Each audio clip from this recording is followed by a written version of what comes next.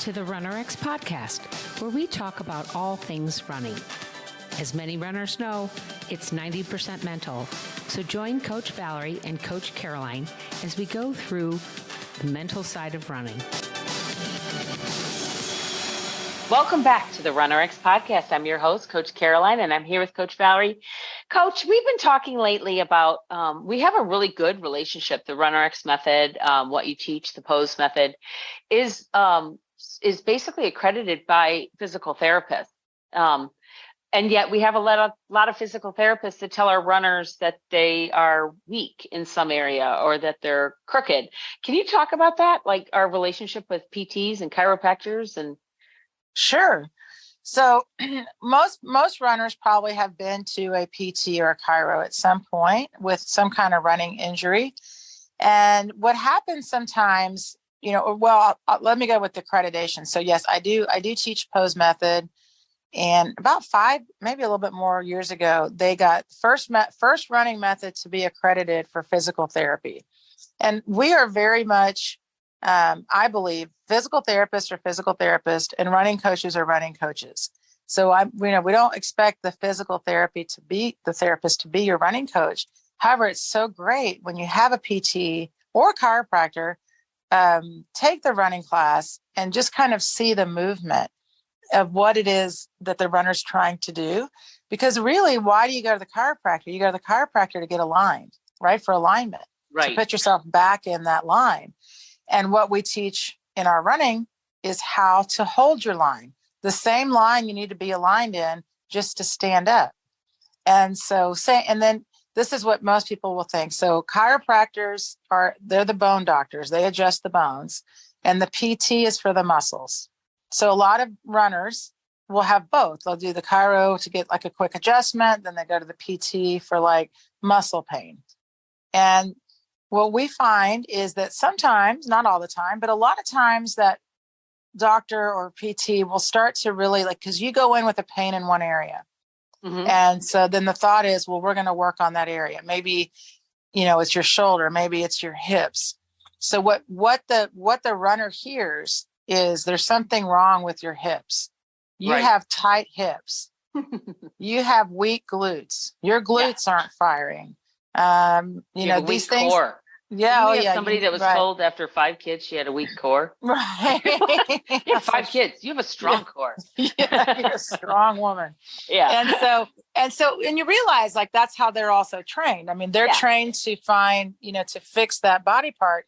So for example, say a runner has IT band pain, which is outer hip pain. Okay. Generally, if they go to the PT will get the standard exercise is to put a band around somebody and have them walk sideways or do a clamshell, which by the way, are both great exercises. However, how is that helping me understand what I was doing in my run to create the pain? So we have a system that unfortunately focuses on trying to correct where the pain is rather than what is really creating that pain. Because if you say to me, you have weak hips. So, okay, I have weak hips. What am I supposed to do? Well, here, do these exercises. And then I go running and my IT band still hurts. Well, do I just have to keep doing these clams until finally I'm out of pain?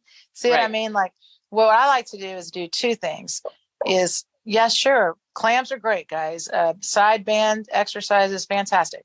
When you run, though, the reason that most people have IT band pain is simply because they are actually reaching their foot to the ground instead of only pulling their foot up. So imagine if I gave you the clam exercise. So you go to your PT, you do your clams, you do your monster walks, your sideways things. And then you also work on correcting your movement pattern. Well, guess what? Your IT band's going to go away. And then it doesn't mean you should never do clams again, but it means you can use clams as a preventative. Right. And the reality is for most of us, it's not that your hips are weak. It's not that your core is weak. You wouldn't be able to stand up. Yeah. That is right. And I mean, I love strength training and I feel like we all need full body strength just to be, to be strong. Mm-hmm. However, it's not a limitation of your movement. Right, right. And I like that idea of if I'm learning something, say the clams and with something else or whatever, it helps me get back out there. You don't stop doing it. That's what I think is amazing. One of the things that you helped me with, and we talked last week about the simplicity of the toe tap. One of the things that I couldn't do after I had my knee scopes was I couldn't sit on my ankles, right? I knew you were talking about stretching out the ankles and sitting back on your ankles, right? Just sitting down in a simple, on your feet, right? Right. And it took me over a year, guys, and part of it was just my body healing. Okay, it was the muscles and basically because it had been scoped, it was, I believe, the pain of the whatever being touched, going inside your body. I think it's like, ah! I always think of like little critters going, they invaded. I have to hide now. But it took over a year, but little by little, but like you said, every day I would try to sit down on my feet. Now I can do it. But I also find, like you said, because now that I can do it, I don't do it as much. Right. So I will forget about it. And I'll feel a little tight. My legs will feel tight, or I'll feel a little just out of sorts. And so I'll get down on a commercial and I'll, get down on the floor and I'll sit on my feet and just sit there for like 30 seconds, maybe a minute, maybe two. And it just relaxes my whole body because I forget that I haven't done it. You know what I mean? Because I wasn't trying to learn it again. Oh, I can do it now. You forget, and then you have to keep redoing it. So I do think it's important to, once you get something that does work for you or that helps you, like you said, to keep doing it for maintenance, right?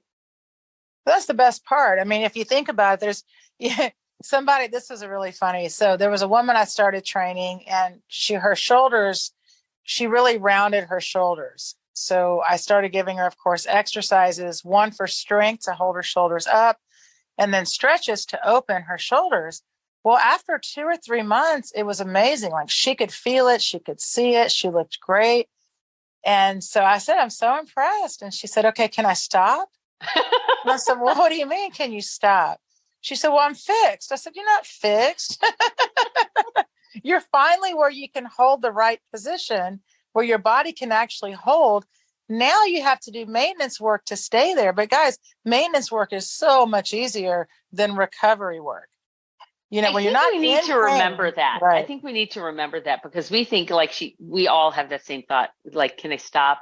It's the same with like, if we're trying to eat right, or we're trying to get, prepped for a race. I'm gonna do everything right for the race, and then now that the race is done, do I stop? Well, technically, you really shouldn't. You should keep kind of staying in that training mode, right? You should still keep doing what you were doing the different. You don't stop doing intervals just because you're not training for a race. But it is our first thought. It's like, okay, I'm done now. But for true, like, lifelong running, for true lifelong activity, you want to keep doing a little bit every day. And like you said, it's easier. Yeah, hit the hot spots. You do something for your foot. You do something, seriously, you go from the bottom to the top and you hit your major spots and you stay on top of it. And then you start to feel a twinge, you're already ready to, get back on to it. I thought our main thing though is like, so none of us are perfect. Everybody's got some imbalance or things like that. And the best part is that's okay. Like, acknowledge that.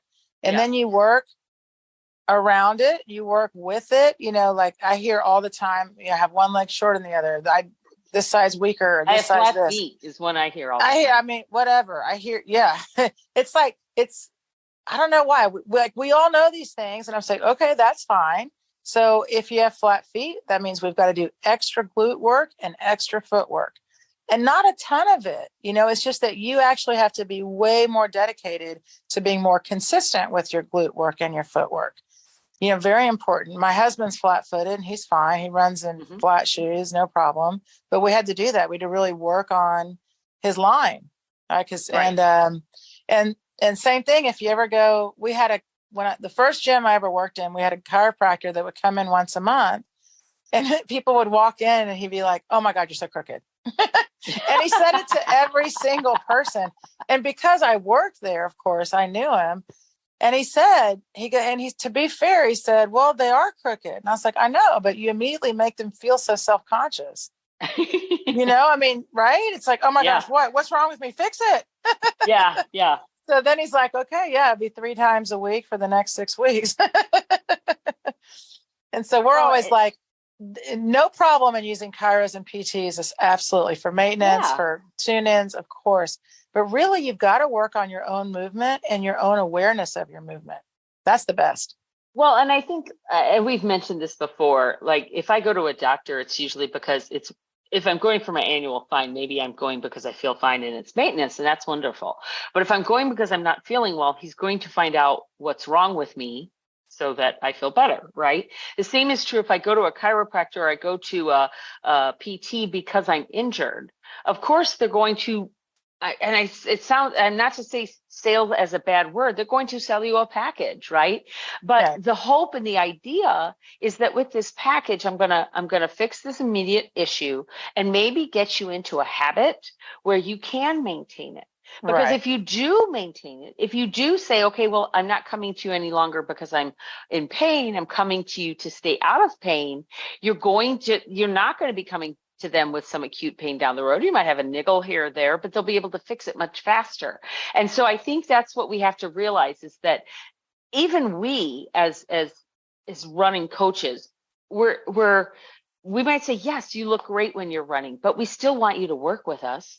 We're never going to say, oh, don't work. You don't have to work with a coach. Like, that's the point of what we do is, great. You look great. You look fantastic. Your running form looks fantastic. Just on that same token, you saw me run shuttle runs the other day, and you were very sweet to say, oh, you're looking great. I am very sure that if I was let's actually do a gait analysis. Let's record me run. I'm quite certain you could have found quite a few things that were wrong with my form at that time. But had I improved since the last time you saw me? Absolutely. Was I maintaining something that was, you're like, for what you were doing, you were maintaining good form? Absolutely. But the point is that if I came to you and said, but Valerie, my knee hurt, or my hip was hurting me when I ran, we would have looked at it and you would have said, now I need you to work with me every week or whatever. We need to do this in a more consistent basis, because that's the point of it, guys. The point of it is to get you well and keep you well. Thank you for joining us on the RunRX podcast. If you'd like to know more, join us at www.runrx.fit. And if you have additional questions that you'd like answered on the podcast, email us at support@runrx.fit.